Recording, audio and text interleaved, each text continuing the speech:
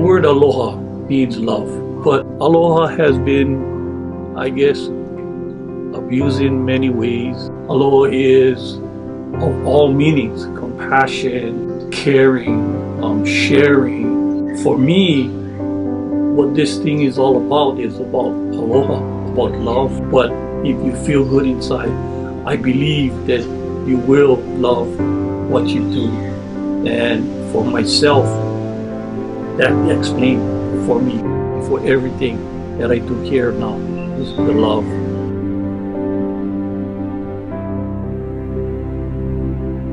This project definitely means a lot, and I think it means a lot to a lot of people since it is restoring this homestead and the Hawaiian culture.